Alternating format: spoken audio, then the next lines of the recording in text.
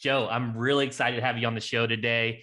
I want to take it back a little bit. You've been working with your partner or you've known your partner for like 20 years. Nearly. Yeah. First, how did you meet each other, and what prompted you to actually go into business together? Oh man. Yeah. It feels like forever ago, like I knew him before I married my wife, and like had like all these crazy life events. So like him and I are like brothers from other mothers, man. Yeah, it's crazy. I already kind of forgot your question, but like, I mean, we've been working together, in entrepreneurship ever since since we met, not shortly, longer after. It was maybe like we met mutual friends. We were both doing band stuff. We were in rock bands, doing that whole fun stuff here in San Diego, and had a mutual friend, and I started working for his parents back in the day. It was a shutter company, these interior shutters, and they were manufacturing these things. I ran the front office, and Matt was basically managing the whole factory and a whole bunch of other stuff. So it was like the off hours. We started just tinkering around with blogs and get really interested in how to actually leverage content and gather attention and then monetize, and then give really good value along the whole time. So that was like the whole spark that really got us going in this thing.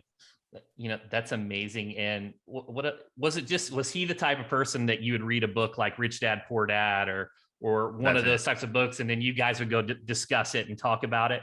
Yeah, man. And I know you did your research, so I appreciate it. Yeah. That purple book, Rich Dad, Poor Dad, it was given to me, I think originally me, and then I gave it to Matt immediately by one of the installers at that shutter company. And he was like, you guys seem like this is going to be interesting for you. Like, you're not made for employee work, basically.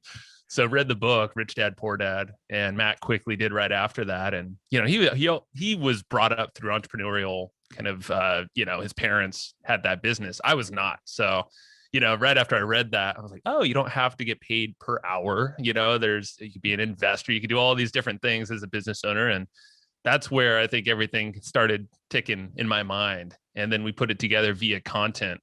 And that was, I would have to give credit to Matt in terms of the blogging side of stuff. That's always been his forte, the tech. I've been always the curious one, where I'm kind of gathering information or connecting with people, and then kind of content is the thing that is always like that ground of where something's created out of these interactions, and that's kind of been our duo around the whole thing. That's amazing. Yeah. So you kind of jumped to my next question, was how you guys kind of work together. And I was reading your bio, and you said you're like the connector. So yes. Are you the main person that's going out and getting these great guests, or a lot of them coming to you now that you have a bigger audience? Yeah, it's now definitely inbound more than anything, but it wasn't always that way. That's the way that both Matt and I started businesses was right around the same time, but we kind of took different paths. Like some of it overlapped by just going to a bunch of events, hustling, meeting people at the bars, we did so much of that to start everything for us. That's like where the momentum started, with really networking. And then from there, that became my passion. That still fuels me is connecting with people. I was just having lunch with some friends that were out of town here in San Diego, and I'm like, man, I miss this. It's obviously COVID put a little damper on that for all of us, unfortunately. But that's now we've created this momentum within our network, and that's how we started our podcast. Was just calling up a couple of our friends, like, who's interesting, and then that has always generated more referrals for us. We have some pretty cool mechanisms, some kind of sneaky mechanisms that I could share as well that help generate inbound leads for guests or whatever. Yeah. Yeah. And maybe I'm not the best interviewer here, because I kind of wanted to go to the visual side and then just dive right into the podcast. On the visual side, you got a background, you're doing, animation, video, presentation decks, photography. First, for the personal injury attorneys listening, how should a law firm go about, in creating a cohesive visual identity? That's a good question. Yeah. So I started off I created a lot of sales videos for information products online and services. And, these were big product launches sometimes there were hundreds of thousands, sometimes millions in a very short period of time. So that got me going. I'm like, okay, so if you craft a narrative and have, this message that syncs up with your audience's problems, whatever issue that they might be facing, like, let's address that. And let's try to keep their attention as much as possible. So I leaned toward video to do that primarily. And, some other things would pop into the mix, like, there were keynote slide decks and things like that. That's where I specialized in, was essentially taking someone's vision, figuring out what problem they're trying to solve, craft a script or some kind of narrative that can be used for all sorts of things. For a long time, it was sales videos to promote some service, could be long form or short form. And I would say just putting something out there like that, most people just didn't have something to address their folks' needs. So, an attorney listening right now, think about the problems that you're currently solving that just might not be so obvious to, the person that's visiting your website, but you can have some kind of short explainer video. We did a lot of those, 2 minutes or under, something that's engaging, that really talks to the person that might be finding you for the first time, and just start kind of bringing up some of the problems and getting them nodding their heads. Like, really, that's kind of like 80% of it, is getting them to kind of trust you and be like, oh, they understand me.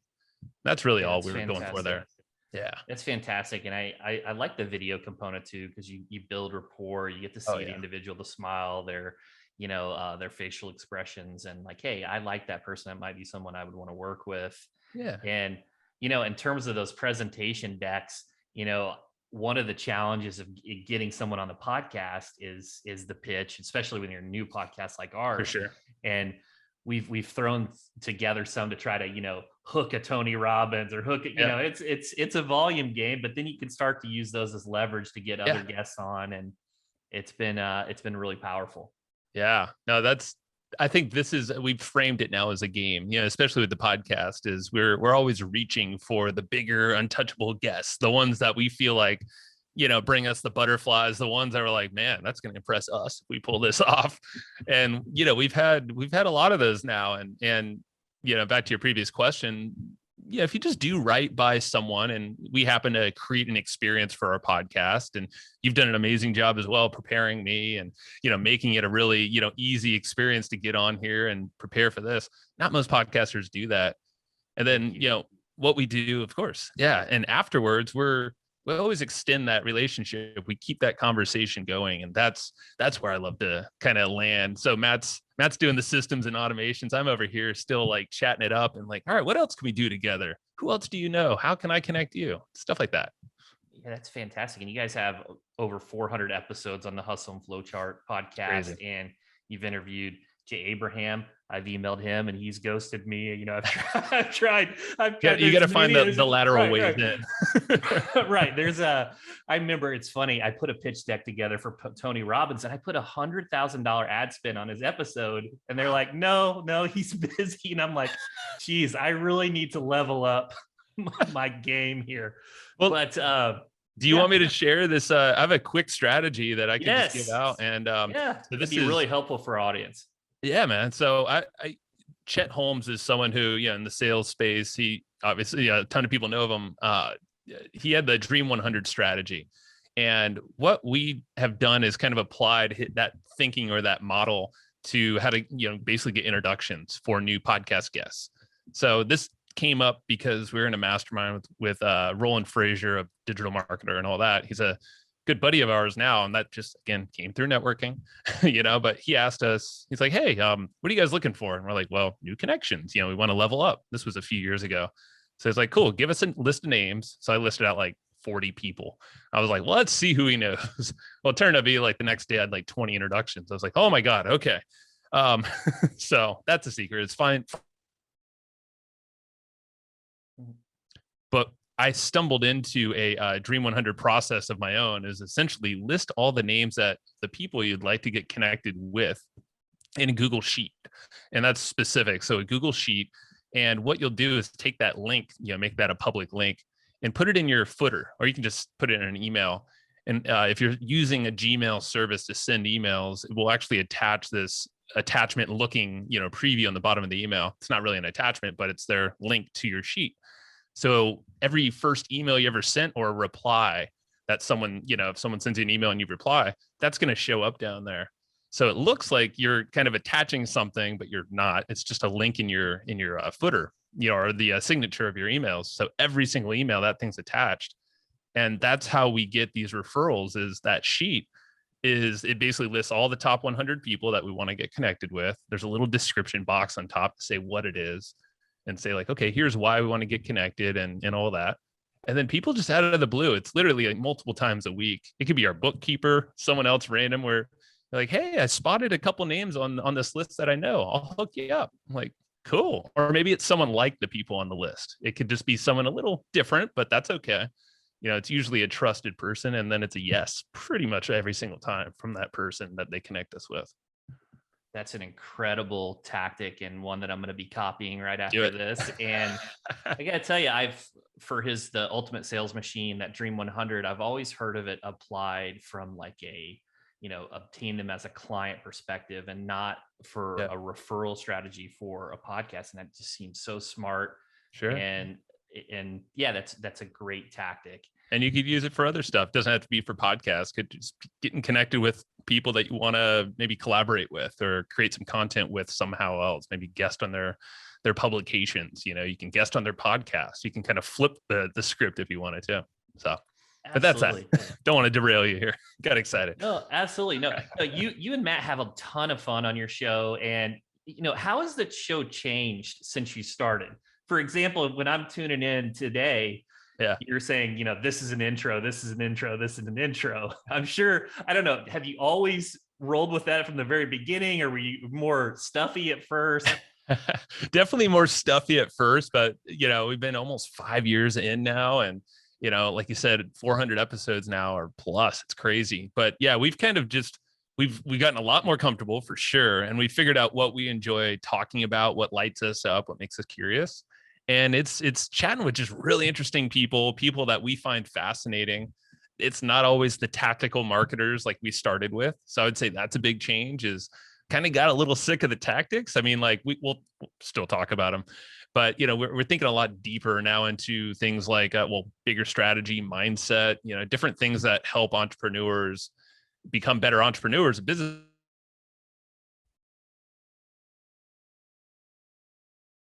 That was the big aha moment for us, is like, we're not having fun, it's not going to sound like fun for the other folks. And, that's not going to light us up. We ain't going to be keeping the show going if we're just going to be drudging through and making more business content without a lot of heart behind it. So right. And I saw on the recent one today, the Elliott Rowe, I mean, mindset, I mean, just amazing. One of my good friends is well connected to him, and a poker player, and just incredible. Well, you have a cool story yourself, I heard about in pokers. I mean, a lot of luck there. A lot of luck there. a lot of work too. But yeah, Elliott's been great. And so it's people like him. Yeah. People that can like shift your perspective as an entrepreneur. And we're still laying a lot of marketing talk in there too. But, we're just, I think the fun is just coming out. Like, we're getting our whole website redone now, where, right now it's evergreenprofits.com, because that's our company name. It started that way. But now the podcast is completely taken over in terms of the brand itself. So we're just leaning into that, Hustle and Flowchart. And it's kind of, I think it's better, because it's our personalities coming out. This thing's going to be redesigned as like a beachy vibe. We have this office now, so we're leaning into the visuals. Yeah, and so I saw the no work Wednesdays kind of, spending time with the family. I love the different approach to keeping things fresh, exciting, because it comes out, during conversations like this.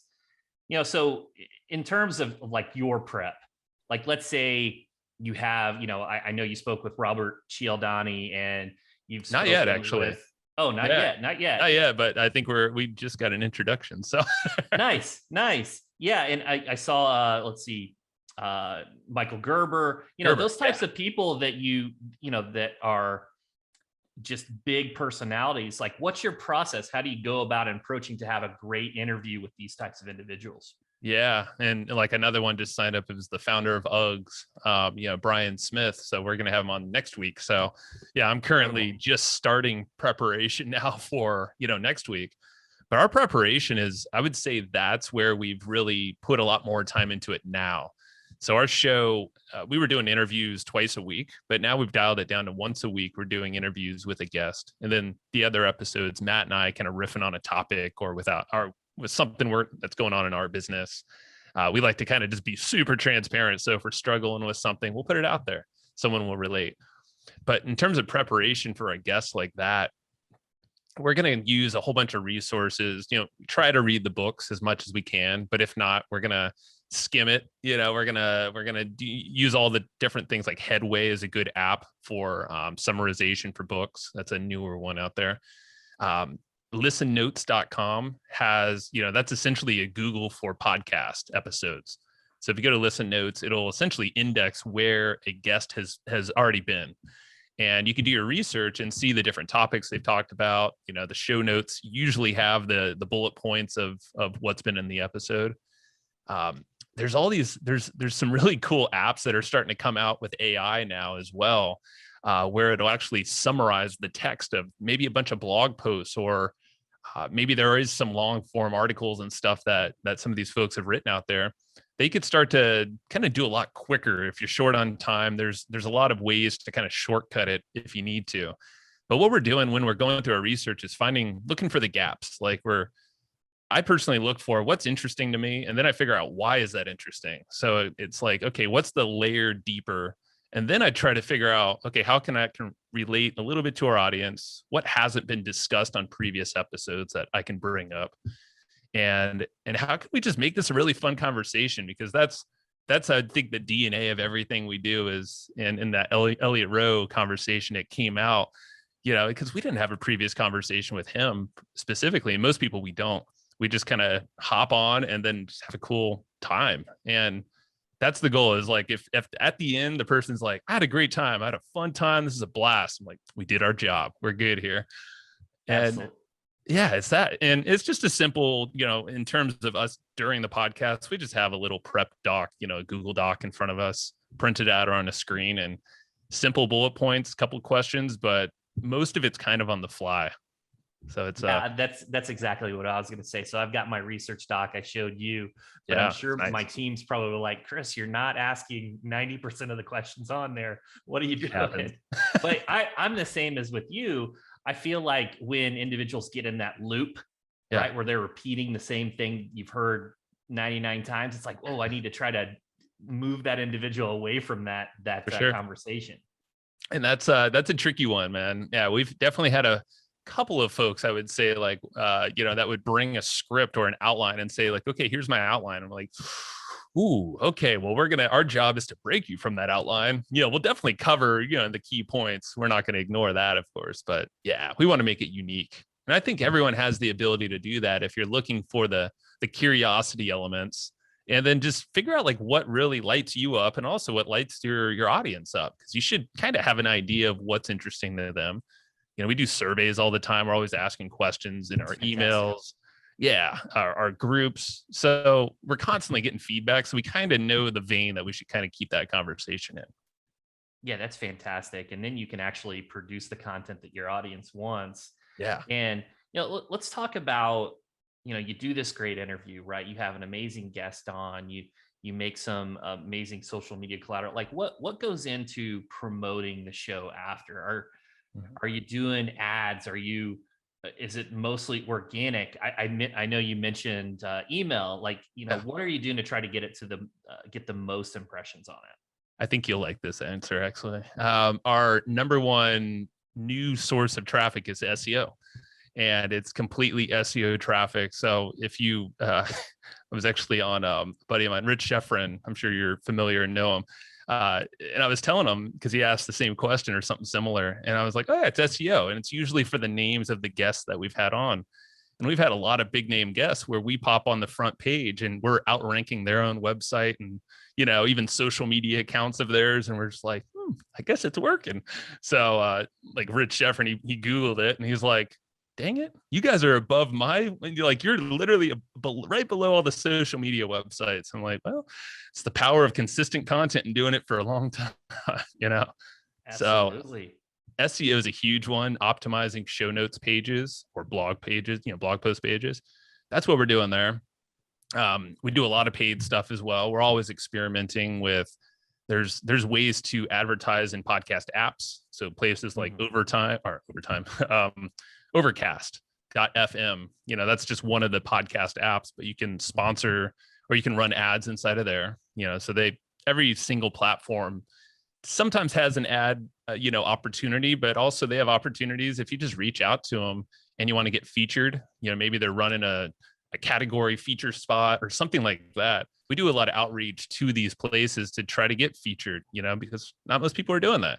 And there's usually a location to get a little preferential placement if you sometimes pay for it or at least ask. So we're doing all sorts of things like that and constantly throwing stuff at the wall and seeing what sticks. Yeah, I see a lot of those top 10 podcasts in X category. And I'm like, that'd be a great tactic just to do some, digital outreach to those individuals to try to get on those lists. And we've done that. Yeah. Amazing. Yeah. Yeah. Super smart. Oh, we actually, here's a little, and you might appreciate this too, just to tack on what you're saying. We actually run Google ads to specific keywords that are like top, business podcasts, top marketing podcasts, and we'll actually show up in Google, and it links to one of our posts that ironically we're number one, but we list 5 to 10 other podcasts on there. And that's an opportunity to get traffic and awareness, but also, we have lead capture options and all that. So we are doing that, but we're actually running paid ads on Google for that as well. So we're doing everything smart. And I'd imagine those other shows there too. You could reach out to them and be like, hey, we're spending X amount. And, why don't let's do a little collaboration here. I like that. And showing some proof. We've been doing it for years. Right.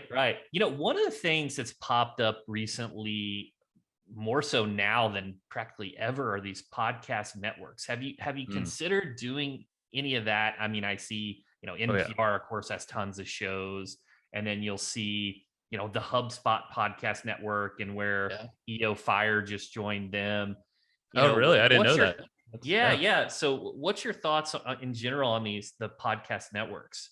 I think that is what's going to happen. I mean, it's consolidation. We see it in every other industry, and now the podcast industry there's so much money getting pumped in on advertising. You see what Spotify is doing, where they're just, you got Joe Rogan, you have Call Her Daddy. I think that's the name of the show. Yeah. 60 million. I think they just got Armchair Expert.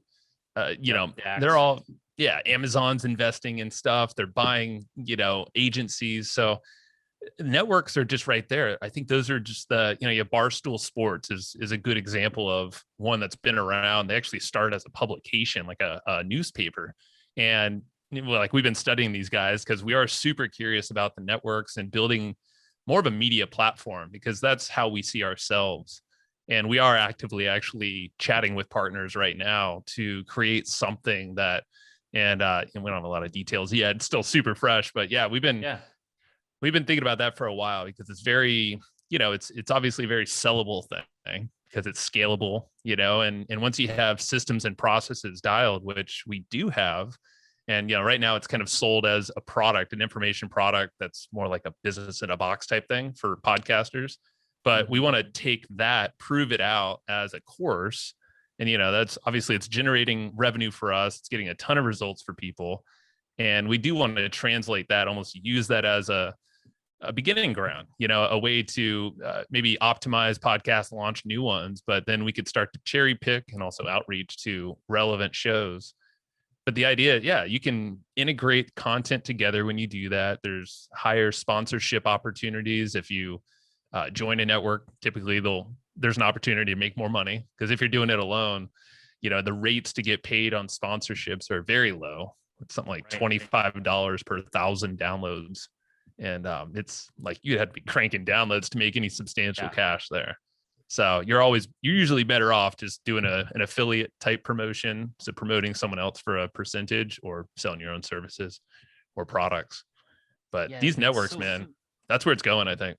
It's so interesting. I had Glenn Lerner on yesterday, and he was talking about consolidation just in legal, right? It's one of the most fractured environments because of state bars, and you have to be an attorney, so you can't get private equity and all these types of things. And now you see it in the podcast, and you got, like you said, you can cross promote the shows, you can do your dynamic ads through like Megaphone hosting, and you can build that one consolidated brand. Just so many benefits. And as a smaller podcast myself, I see these everywhere, and I'm like, you look at the top of the charts, and you see that logo of this is an NPR show, this is an NPR show, and you're like, geez, how do I compete? So for This was kind of a different question I had, for the attorneys listening. Is the advice to go really niche? That's what you're told most of the time in business, most of the time in SEO, go really niche, or is it to go a little bit broader? For example, we have a personal injury dedicated show, but we're never going to get the big numbers versus just a legal show. And that kind of puts us at a disadvantage when we try to go get guests because, hey, we just don't have the numbers to show. So, what's your thoughts on just the type of show and that strategy? Yeah. And this is a super important question that most people aren't really, maybe they haven't thought about or they're just stuck on. And I think a lot of folks are probably better off going for the niched show, something that's super tied in with your current offers, your current audience. You're not just doing this to totally distract from the business that is working right now, because a podcast, if you just bolt that on to what you already have, it's going to bring in more leads. More people are going to know, like, and trust you just through osmosis of listening to you. It's a single person listening. With podcasts, it's not like a group thing that we're sitting around listening to podcasts together. It's a very intimate kind of medium. And, through that, you're going to get more leads. If you have a nice call to action that takes to, like, something I would say for this type of podcast, have one consistent call to action at the beginning of the show, maybe mentioned throughout and at the end, that will lead to a page where they can either get a free report or some kind of free thing from you that's valuable, checklist. And then also on the same page, have an opportunity for someone to book a call or start that process. If they're just right now ready to take an action with you, join your services, they have a clear problem they want to solve and you're the person for them, give them the opportunity to go do something about that. There's a lot of small podcasts. I know a couple of them, or one stands out, where this guy fills a 200 person event when they were doing events in person all the time. Like, he was doing that consistently multiple times a year. I think he had like 500, 600 downloads per month. That's not that many for podcasts, but if you have a tight audience, that's really hanging on your every word, you can do a lot. So I would recommend that is probably like probably not 90%, but most people are doing that route. We took the route of more broad just because we want to do more of that media play and kind of build the platform. We monetize primarily through promoting other people's stuff. So, as affiliates primarily, or partnering. So having kind of a wider net allows us to hit on a lot of different interests. And then what we do is segment down into what are those interests. And then we could pair that up in our email follow-ups and other content and really sync up the right content to the right person, as long as we're segmenting correctly. Those advanced email tactics with logic and things like that. Yeah, exactly. Again, most podcasters aren't thinking that way, but if you think the podcast is the top of the funnel, what's happening next on the journey? Because that's really all you're doing, is you're creating a journey for these folks. And I feel like the podcast is almost like the most intimate way to do that. And if you have a clear path for the next step, then you're going to get pretty successful if you're consistent with it.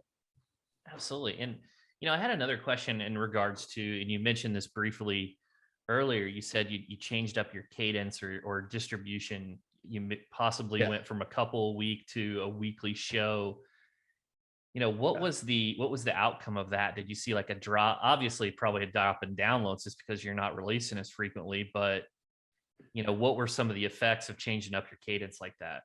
Yeah, we actually, so it's still the same number of episodes, but it's now is one guest and then one with just Matt and I per week. So it's still 2 per week, which I think it's been good. It's still a little early. So it's only been about a month and a half.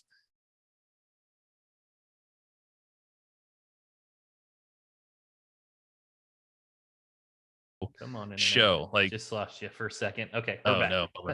We'll edit that. Where'd I lose you? So you said it's you and Matt, and then a guest for Thursday. Oh, okay, cool. Yeah, I'll restart that whole section then for you. Okay. So what we ended up doing is we shifted our podcast to still being 2 episodes per week, but now it's one guest episode and then one episode with Matt and I chatting about whatever it is, individual or with ourselves, just the 2 of us. And that was actually a demand or a request from our folks, is like, hey, we want to hear more of you. We want to hear your insights, your takeaways from these conversations, and what are you thinking are the trends? What should we be thinking about? Because over time, I feel like every podcast, and this is what we've here coaching a lot of podcasters, is that's common. People want to hear the person behind that's kind of directing the thing. And I don't think most podcasters really give time for that or think about that. But it's like, yeah, you have a unique perspective as well. You could be a shorter episode. That's fine, but that's it's interesting been you better. say that, because, just having a podcast myself, I was like, when I look at my social media, I'm like, oh, I don't have any original thought leadership. It's all my guests, which is amazing. And it's high quality content, but it's like, oh, it's all about them. So that's interesting. And I was just wondering, how that worked with the shift and how your audience, what kind of feedback you got from it. It's nice. And so the thing that's helping is that it allows us to prompt folks for more questions. So we're getting more interactions and people reaching out to our support channels, because we'll prompt in our emails like, hey, what's the one thing you're getting stuck on now? Things like that will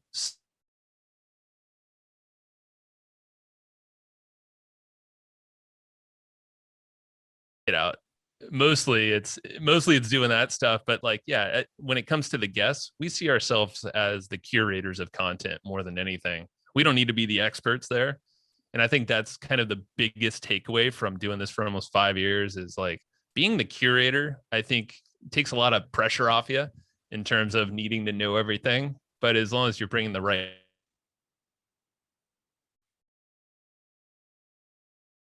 sweet episode.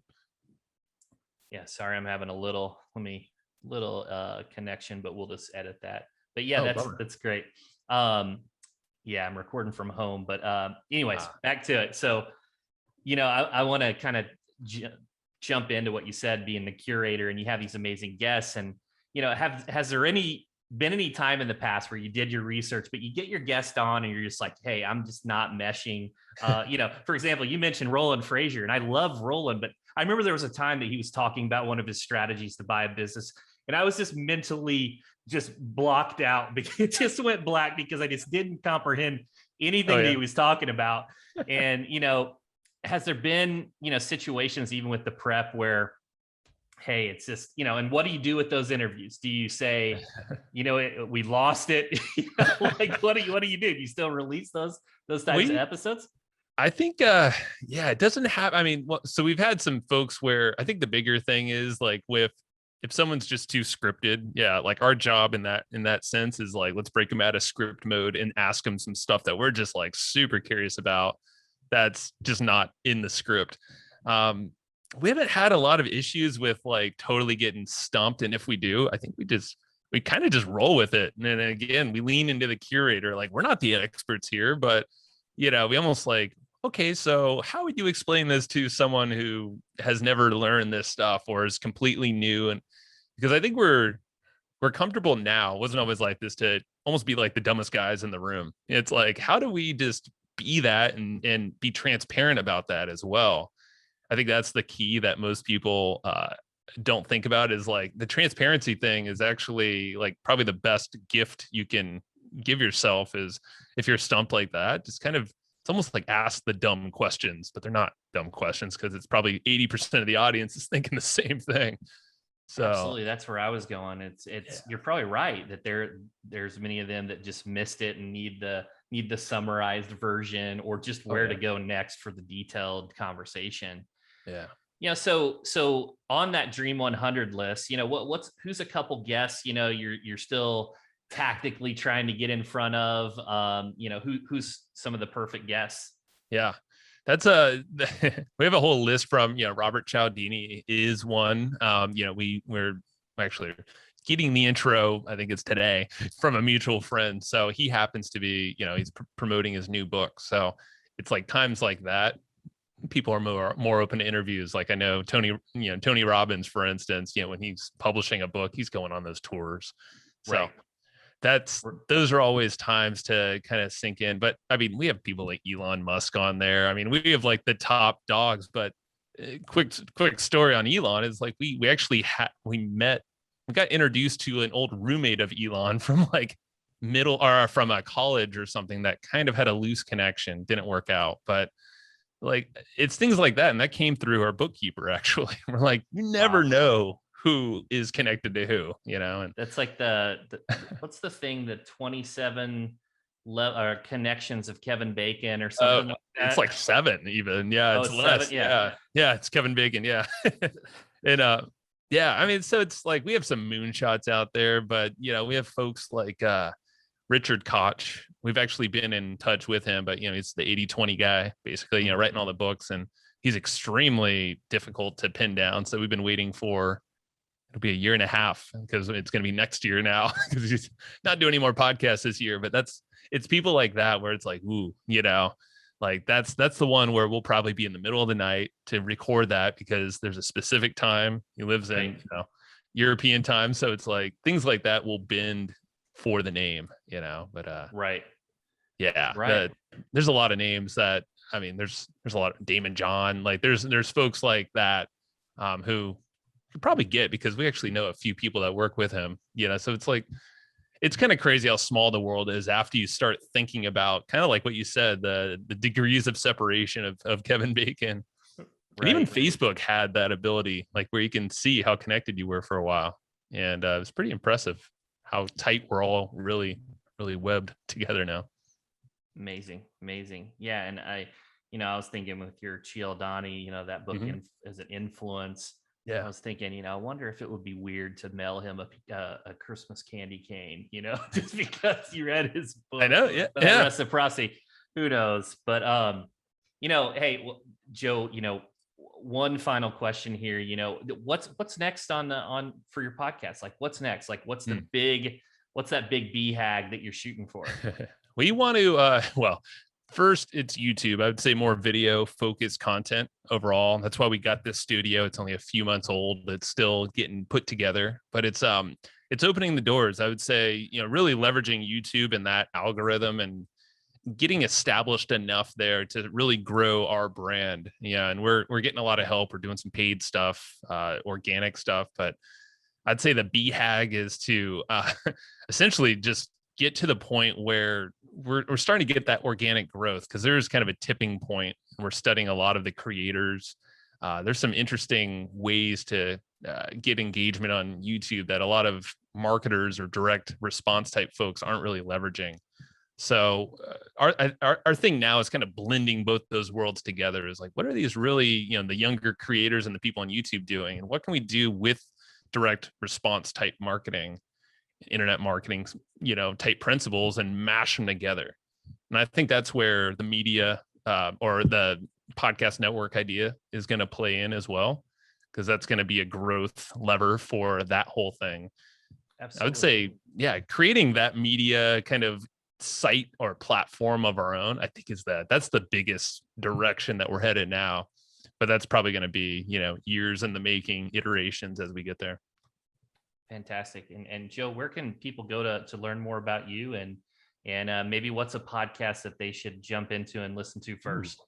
Well, hustleandflowchart.com will get you to our podcast. You can find it on all the platforms as well. Oh man. So we mentioned Roland Frazier. He's been on a couple of times. If you're talking about like mind expansion in terms of how to look at businesses, I would check out his episodes. Jay Abraham has been on there a couple of times, I believe.